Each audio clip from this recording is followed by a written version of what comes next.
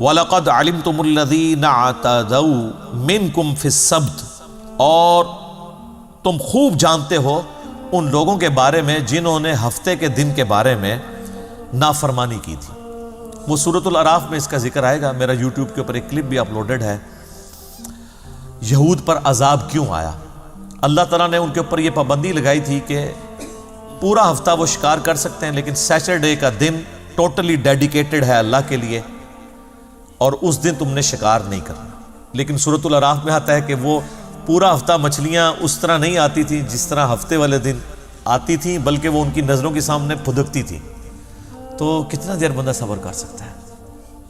تو انہوں نے پھر گڑھے کھود لیے ایڈجسنٹ سمندری جھیل کے ساتھ۔ جب مد و جزر کی وجہ سے پانی چڑھتا تھا ان گڑھوں میں پھنس جاتا تھا، جب پانی اترتا تھا وہ مچھلیاں گڑھے میں آ جاتی تھیں، تو ہفتے والے دن تو وہ شکار نہیں کرتے تھے، اتوار کو کر لیتے تھے۔ یعنی انہوں نے ایک ہیلا، ایک بہانہ ڈھونڈا شکار کا۔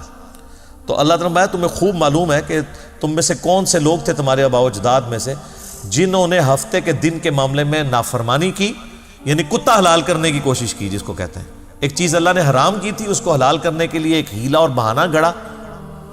فَقُلْنَا لَهُمْ كُونُوا قِرَدَةً خَاسِئِينَ، تو ہم نے ان سے کہا تھا کہ جاؤ پھٹکارے ہوئے بندر بن جاؤ۔ تو وہ سب کے سب لوگ جو اس نافرمانی کے اندر انوالو ہوئے تھے وہ اللہ تعالیٰ کی طرف سے پھٹکارے ہوئے بندر بن گئے، اللہ نے ان کو بندر بنا دیا۔ وَلِعَوْذُ بِاللَّهِ تَعَالَى فَجَعَلْنَاهَا نَكَالًا لِمَا بَيْنَ يَدَيْهَا وَمَا خَلْفَهَا، پس ہم نے بنا دیا اس سزا کو عبرت ان کے لیے جو اس زمانے میں موجود تھے، وَمَا خَلْفَهَا، اور جو بعد میں آنے والے لوگ ہیں، وَمَوْعِظَةً لِّلْمُتَّقِينَ، اور ان لوگوں کے لیے نصیحت بن گئی جو واقعی اللہ سے ڈرنا چاہتے ہیں۔ جو اللہ کے خوف رکھنے والے لوگ ہیں ان کے لیے تو نصیحت بن گئی نا جی، کہ اللہ تعالیٰ کی ایک اتنی لاڈلی امت تھی، اس نے جب وقت کے پیغمبر کی نافرمانی کی تو اللہ نے ان کو بندر بنا دیا۔ ایک اور جگہ آتا ہے خنزیر بھی بنایا، بولے اعوذ باللہ تعالیٰ۔ وَإِذْ قَالَ مُوسَىٰ لِقَوْمِهِ، اور وہ وقت بھی یاد کرو جب موسیٰ علیہ السلام نے اپنی قوم سے کہا، إِنَّ اللَّهَ يَأْمُرُكُمْ أَن تَذْبَحُوا بَقَرَةً، کہ بے شک اللہ نے تمہیں حکم دیا ہے کہ تم ذبح کرو گائے کو۔ اب یہ وہ گائے والا واقعہ بڑا مشہور آ رہا ہے، جس کی وجہ سے اس سورت کا نام بھی سورۃ البقرہ ہے۔ بقرہ عربی میں کہتے ہیں گائے کو۔ اور یہ یہاں سے آپ کو بنی اسرائیل کی ایک نیچر کا پتہ چلے گا کہ ان کے اندر کس قسم کی خرابیاں موجود تھیں، جس کو ہم پنجابی میں کہتے ہیں دل بے ایمان تے اجتا ٹیر۔ اگر آپ کا دل بے ایمانی پہ اترا ہوا ہے، بات ماننے کے لیے آپ تیار نہیں ہیں، تو آپ بڑے جھوٹے ایکسکیوزز بھی ڈیوائز کریں گے کہ جس کی وجہ سے آپ اللہ تعالیٰ کی شریعت کے معاملے میں کوئی بھگوڑا پن اختیار کر سکیں۔ ابھی کچھ دن پہلے ہی میرا ایک کلپ بھی یوٹیوب کے اوپر اپلوڈ ہوا تھا، کیا علماء سے زیادہ سوالات کرنا حرام ہے؟ اور وہ پلی اس کی لیتے ہیں کہ دیکھیں جی بنی اسرائیل نے بھی وقت کے پیغمبر کو بڑا تنگ کیا، چھوٹی چھوٹی نٹی گریٹیز پوچھی، تو اس کی وجہ سے اللہ تعالیٰ نے ان کے اوپر عذاب بھیجا، اللہ تعالیٰ ان سے ناراض ہوا، تو لہٰذا آپ بھی علماء سے زیادہ سوال نہ کیا کریں۔ تو میں نے بتایا کہ بالکل یہ اسی طریقے سے جیسے ہم پوچھتے ہیں تراویح کتنی ہے، کہتے ہیں تراوی تو 20 ہوگی، وی پنجابی اللہ لا لیتے ہیں۔ بھائی وہ چیز ہی کچھ اور تھی کہ وقت کے پیغمبر کے ساتھ بال کی کھال نہیں اتارنی، مراد یہ کہ وقت کا پیغمبر جو حکم دے اس کو فالو کرنا ہے۔ اب یہ ٹائٹل نبی علیہ السلام کے بعد کوئی شخص اویل نہیں کر سکتا۔ اس کے بعد ہر شخص سے پوچھا جائے گا یہ جو تم بات کر رہے ہو یہ اللہ کے نبی کے بھی آپ پہ یہ بات کر رہے ہو، یہ تمہاری ذاتی اختراع ہے۔ اب یہاں پر ان کو گائے کی قربانی کا حکم ہوا، تو آپ دیکھیں کہ پیغمبر کے ساتھ گفتگو کس طریقے سے یہ لوگ کر رہے ہیں۔ قالوا اتتخذونا ہزوا، کہ اے موسیٰ آپ ہم سے مذاق کر رہے ہیں، یعنی اب وہ بھاگنے کا ایک ذریعہ ہے کہ اے مطلب سچی سچی کہہ رہے ہو یا ہمیں تو کہتے پہ ہو۔ پیغمبر مذاق کرتا ہے، دین کے احکام جب وہ سکھا رہا ہوتا ہے کہ اللہ نے حکم دیا ہے تو اللہ نے کوئی مذاق کرنا ہے پیغمبر کے فالورز کے ساتھ۔ قال اعوذ باللہ ان اکون من الجاہلین، تو موسیٰ علیہ السلام نے کہا میں اللہ کی پناہ میں آتا ہوں ایسی جاہل قوم سے۔ یعنی آپ دیکھیں کہ پیغمبر کو مانے ہوئے ہیں، اس کے باوجود حرکتیں دیکھیں۔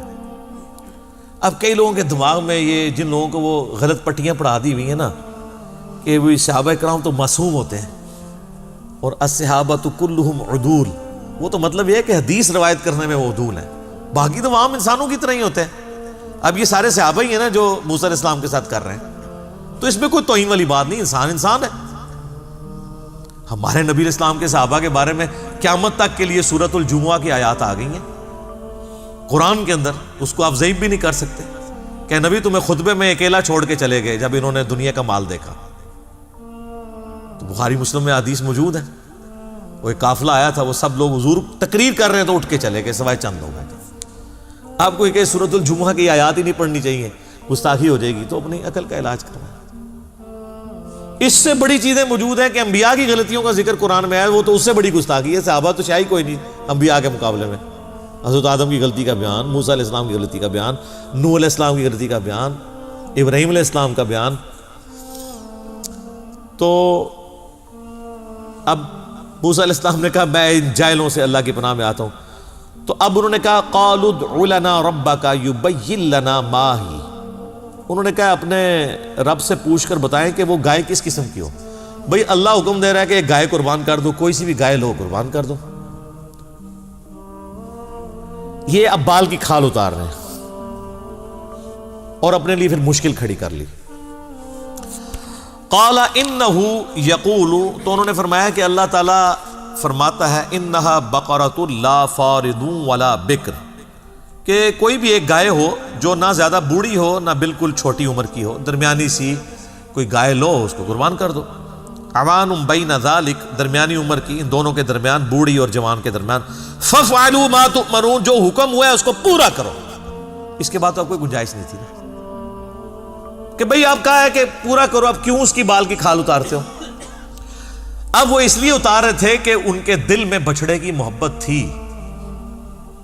اور تحت الشعور میں بیٹھی ہوئی تھی، وہ نکل نہیں رہی تھی، وہ چاہتے تھے کہ کوئی اور ہی حکم نازل ہو جائے، یہ ٹال جائے۔ قالوا ادع لنا ربک یبین لنا ما لونھا، وہ کہنے لگے کہ آپ اپنے رب سے دعا کریں اور پوچھ کے بتائیں کہ اس کا رنگ کیسا ہو۔ ہائے صدقے۔ قال انہ یقول انہا بقرۃ صفراء، وہ کہنے لگے کہ اللہ تعالیٰ نے وحی کے ذریعے مجھے بتایا ہے کہ وہ ایسی گائے ہونی چاہیے جو شوخ زرد کلر کی ہو، گولڈن کلر کی، جس طرح کا وہ سونے کا بچڑا بنایا ہوا تھا۔ اب وہی چیز جو ان کے دماغ میں تھی نا کہ ہم نے نہیں کرنی، اللہ نے وہی کہا کہ ہاں ابھی وہ گولڈن کلر کا بچڑا بنایا سی نا، انہوں ہی کون ہے اس کلر دی لبو۔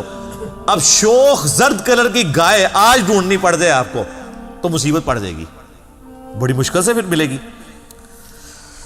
فاقع لونھا تسر الناظرین، وہ ایسی اس کی رنگت ہو کہ دیکھنے والے کا دل خوش ہو جائے ایک بار دیکھ کے، آئے ہائے کیا گولڈن کلر کی گائے ہے، خوبصورت۔ قالوا ادع لنا ربک، تو انہوں نے کہا کہ اپنے رب سے یہ پوچھ کے یہ بھی بتائیں یبین لنا ما ہی، کہ وہ کس قسم کی ہو، کھول کر ذرا بتائے۔ اور کتنی کھول کے دسیا جائے جی، کتنا نو اور کھولے آ جائے۔ ہم ان کو بتاتے یار دیکھیں قرآن میں لکھا ہوا ہے ایاک نعبد و ایاک نستعین، وہ کہتے ہیں نہیں تھوڑا اور بتائیں نا، اور کیا کریے بھئی جو لکھا ہے وہ کرو۔ وہ اصل میں بابوں کو پکارنا چھوڑنا نہیں چاہتے، تو وہ بال کی کھال اتارتے ہیں۔ اچھا جی سنی ہے، جی سنی ہے، سنیوں کی حدیث کی کتابیں کون سی؟ جی بخاری مسلم۔ آپ نماز اسی طریقے پہ پڑھ رہے ہیں؟ جی بتائیں کدھر طریقہ لکھا ہے؟ بخاری مسلم طریقہ دکھائیں کہ بھئی رکوع میں جاتے ہوئے اٹھتے ہوئے رفع الیدین کرنا ہے۔ وہ کہتے ہیں اس کو چھوڑیں، اچھا یہ بتائیں، یہ کیوں بتائیں، پہلے اس کے اوپر تو عمل کرو۔ وہی بال کی کھال اتارنا، کسی طریقے سے جان چھوٹ جائے، معاشرے سے ٹکرانا نہ پڑے، کیونکہ معاشرے سے ٹکرانا تو مشکل کام ہے۔ اچھا تو کہنے لگے کہ پوچھ کے بتائیں نا، ہمیں تو سمجھ نہیں آ رہی۔ ان البقرہ تشابہ علینا، بے شک ہم پر تو مشتبہ ہوگی بات، ایمبیگوس ہوگی سچویشن کہ کون سی گائے ہو، دسو کیڑی گائے ہو، دس دیتا بھی بھئی نہ بڑی عمر کی ہو نہ چھوٹی عمر کی ہو، کر دو۔ پھر ان کا رنگ پوچھو، رنگ بھی بتا دیا، اب اس میں سے کیا نکالنا ہے اب اور کہ اس کے جسم پہ کتنے بال ہوں، یہی رہ گیا نا پیچھے، ٹھیک ہے نا جی، کیا کھاتی ہو یہ۔ اچھا وَإِنَّا إِن شَاءَ اللَّهُ لَمُهْتَدُونَ، اور بے شک اللہ نے چاہا تو ہم ضرور ایسی گائے تلاش کر لیں گے۔ اللہ سے ذرا پوچھ کے بتائے وہ ہو کس قسم کی۔ یہ ان سے ایک انجانے میں عقل مندی ہو گئی کہ انہوں نے انشاءاللہ بول دیا۔ اگر یہ انشاءاللہ نہ بولتے نا تو عذاب ہی آنا تھا، گائے نہیں تھی ان کو ملنی. یہ انشاءاللہ کی برکت ظاہر ہوئی تو انہوں نے کہا بتائیں. اب اللہ تعالیٰ نے پھر ایک اور شرط میں اضافہ کر دیا. قال انہ یقول، تو موسیٰ علیہ السلام نے کہا کہ اللہ تعالیٰ بے شک فرماتا ہے انہا بقرۃ لا ذلول تثیر الارض، وہ گائے ایسی ہونی چاہیے کہ جس کو زمین میں کبھی ہل چلانے کے لیے جودا نہ گیا ہو، بڑی لاڈلی قسم دی گھر دی پلی گاؤں میں، کبھی اس سے کوئی کام نہ لیا گیا ہو. ولا تسقی الحرث، اور نہ پانی کھیتی کو دینے کے لیے کبھی وہ یوز ہوئی ہو. مسلمۃ لا شیۃ فیہا، اور بے عیب بے داغ ہو، کوئی زخم نہ ہو، کوئی جسم کے اوپر نشان ایسا نہیں ہونا چاہیے، کوئی سینگ نہ ٹوٹا ہوا ہو، کوئی آنکھ اس کی ہر عیب سے پاک ہو. اب ڈھونڈو، یہ تو پھر ہمیں تورات میں اسرائیلی روایتوں میں ملتا ہے کہ وہ پھر ذلیل ہو گئے ایسی گائے ڈھونڈنے کے لیے. آخر میں ایک بوڑھی عورت جو بڑی غریب عورت تھی، اس کی لاٹری نکلی، اس کے پاس وہ گائے ملی اور منہ مانگی قیمت دے کے انہوں نے وہ پھر گائے خریدی. یعنی اگر پہلے گائے انہوں نے آج کے اعتبار سے کوئی 2 لاکھ کی خریدنی تھی تو وہ شاید ان کو پھر 2 کروڑ روپے کی ملی، کیونکہ اب وہ تو اللہ کا حکم تھا. تو اللہ نے اس غریب عورت کی چاندی لگانی تھی تو وہ ہوگی، چاندی کا سونا ہو گیا. تو وہ پھر قال الآن جئت بالحق، انہوں نے کہا ہاں اب آپ نے ہمیں صحیح بات بتائی ہے، انہوں سمجھ آئی کیڑی گاں کرنی ہے، کیونکہ اب سوال بھی ختم ہو گئے تھے نا، جس طرح ہم بھی کرتے ہیں. ہاں جی دسو کیا مسئلہ ہے، کہتے ہیں یہ، میں آگے جواب دیتا ہوں، آگے کرتے کرتے بالکل جب بند گلی میں پہنچتے ہیں نا تو یا تو چیخیں مارتے ہیں، کہتے ہیں یا ٹھیک ہے جی بالکل ٹھیک ہے، نہ میں وابی نہ میں بابی، میں ہوں مسلم علمی کتابی. تو ہم وہاں تک پہنچا کے آتے ہیں. فذبحوها، پس انہوں نے اس کو ذبح کیا. وما کادوا یفعلون، حالانکہ وہ لگتے نہیں تھے کہ گائے قربان کریں گے. یہ اللہ تعالیٰ کہہ رہا ہے کہ کسی پاس نظر نہیں سی آندہ، انہوں نے ہر کوشش کی اللہ سے بھاگنے کی. بہرحال اللہ تعالیٰ نے ان کو ہر بات کا جواب دے کے الٹیمیٹلی جو انشاءاللہ انہوں نے کہا نا اس کی برکت ظاہر ہوئی. اگر انشاءاللہ نہ بولتے تو اللہ نے اپنے نام کی لاج رکھی کہ چلو انشاءاللہ بولا ہے تو پھر اللہ کی مرضی تو ہے تو ہو جائے.